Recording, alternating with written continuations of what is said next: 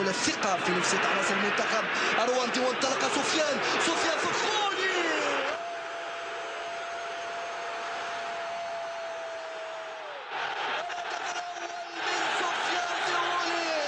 يفجر مدرجات ملعب مصطفى شاكر. سفيان فخروني ينطلق بقوة، يتوغل، وكأنك الكرة تعشق هذا اللاعب، وكأن الكرة تعشق هذا اللاعب.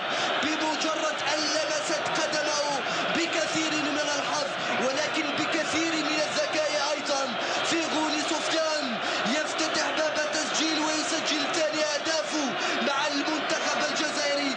قبل ثواني قليلة مصطفى قلت بأنه تشعر بأنه خلاص دخل مع المجموعة، اكتسب الثقة اللازمة، وسفيان فخروني فعلا يفعل ويتمكن من تسجيل الهدف. هاي الإعادة التمريرة مصطفى، التمريرة كانت رائعة كذلك، كانت رائعة كعبو دبوز، وغلطة بين الحارس والمدافع، والكرة يعني تضرب في اللور وما التحقش بها. فيه الحظ ولكن فيه الحيلة مصطفى. شوف هنا كيفاش رمى روحه وغطى الكرة. هنا الذكاء، هنا قيمة اللاعب المحترف المفهول. هو طبيعته هكذا يعني المدرب. فيه مدرب، لا كريم، فيه مدربين يعني عندهم طبيعة هكذا يعني. بعد هذه الكرة والانطلاقة من حشود في أول توزيعه،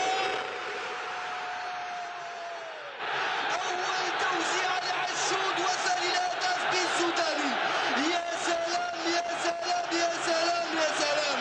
قلنا حشود لما يزعل ثقة في نفسه، عنده تمريرات مليمترية، تمريرات دقيقة، يوضع فوق رأس السوداني الذي لا يتسامح، لا يرحم حارس مرمى رواندا. ثاني الأهداف بعد مضي الساعة فقط من بداية هذه المباراة. بدأت الآلة الجزائرية تشتغل، بدأت الأهداف تأتي، وبدأ هذا الجمهور يستمتع بأحلى وأروع المباريات. هاي الإعادة للتوزيع والتمريرة بهدوء بثقة، وضع فوق رأس السوداني وقال له سجل ببساطة. ولا تتذكر كريم قلنا أن الجهة اليمنى للفريق الجزائري والجهة اليسرى للفريق الرواندي، قلنا راه يعني فيه تم يعني اللي راهي الثغرة، والآن عرف حشود يعني التوزيعة رائعة حطها فوق راس مصطفى. لا يهم الثغرة ولا هم يحزنون، تهم هذه اللوحة الفنية جميلة جدا، اللوحة الفنية في منتهى الجمال. شوف أعلى مستوى بلاعبين من خريج البطولة الوطنية. حشود يوضعها بالمليمتر، موفق للحارس، المتابعة من عدلان قديورة.